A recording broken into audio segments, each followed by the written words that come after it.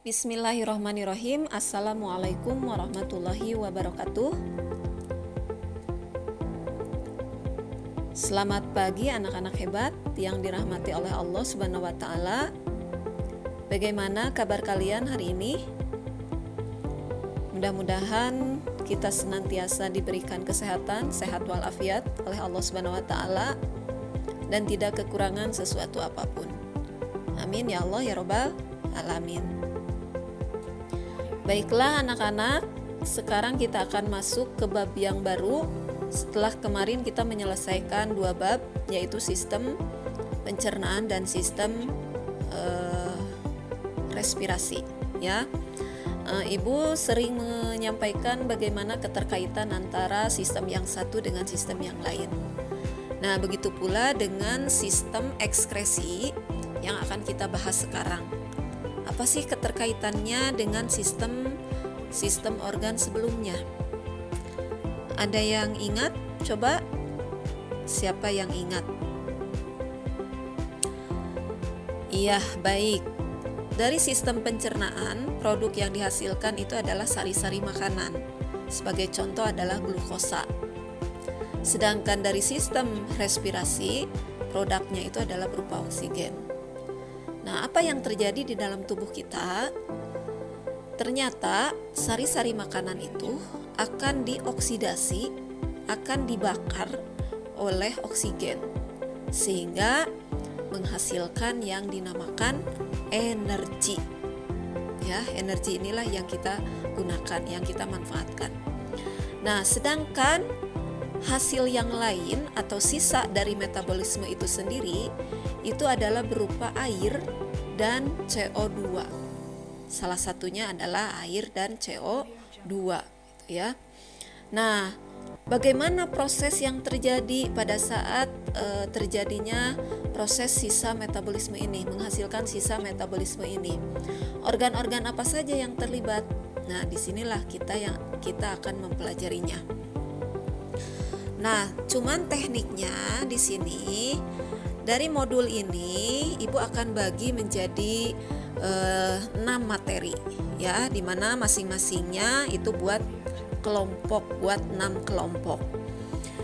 Nah, kompetensi dasar tentu saja harus kalian pahami, karena kemampuan yang harus kalian pahami setelah kalian belajar sistem ekskresi ini adalah menganalisis hubungan antara struktur jaringan penyusun organ pada sistem ekskresi dalam kaitannya dengan bioproses dan gangguan fungsi yang dapat terjadi pada sistem ekskresi manusia. Nah, ini untuk kompetensi dasar pengetahuan. Sedangkan kompetensi dasar keterampilan ini kalian harus mampu menyajikan hasil analisis pengaruh pola hidup terhadap kelainan pada struktur dan fungsi organ yang menyebabkan gangguan pada sistem ekskresi serta kaitannya dengan teknologi. Nah, ini nanti kalian bisa pelajari ya modulnya, sehingga setelah kalian mempelajari dari modul ini, nah diharapkan kalian bisa menganalisis hubungan antara struktur dan fungsi penyusun organ ekskresi pada manusia itu sendiri. Nah, di sini materinya, uraian materinya sudah ada, ya, kalian bisa pelajari secara mandiri. Nah, nanti tugas kalian secara kelompok ini. Nomor 1, ya, ada beberapa macam gambar kan di sini, gambar 1, gambar 2, gambar 3 dan gambar 4.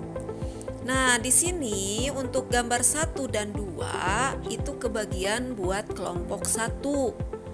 Apa yang harus didiskusikan? Tentu saja salah satu proses metabolisme tubuh adalah melakukan proses pengeluaran, yaitu sistem ekskresi.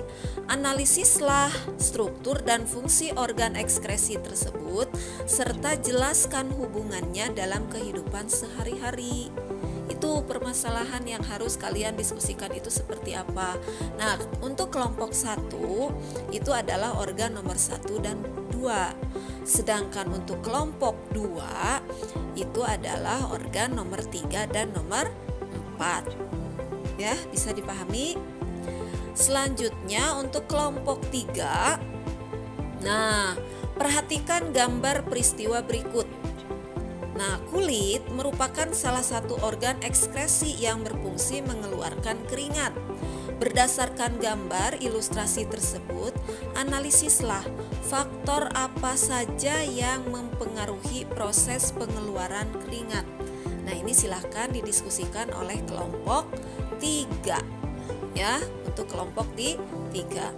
Nah, selanjutnya masuk ke kelompok 4. Ini kegiatan berikutnya, di mana tujuannya yang pertama harus mampu menjelaskan mekanisme pembentukan urin pada manusia. Yang kedua, mampu menjelaskan faktor yang mempengaruhi produksi urin. Nah, kegiatannya ada di sini di bawah. Nah, ini nomor 1 ya. Jadi ini untuk bagian kelompok 4 ya. Tadi kelompok 1, 2, 3 dan sekarang kelompok 4. Ini ada gambar. Analisislah proses pembentukan urin pada manusia berdasarkan gambar tersebut serta hubungkan dengan kebiasaan kalian dalam melakukan pola hidup sehat dalam memelihara ginjal. Nah, terus yang nomor 2-nya, salah satu fungsi ginjal adalah menyaring darah. Jelaskan mengapa darah perlu disaring. Urin itu asalnya dari mana dan apa yang menyebabkan urin berwarna kuning gading. Nah, ini untuk kelompok 4. Nah, sedangkan untuk kelompok 5 itu yang tadi menjelaskan tentang faktor yang mempengaruhi produksi urin. Itu seperti apa dijelaskan ya.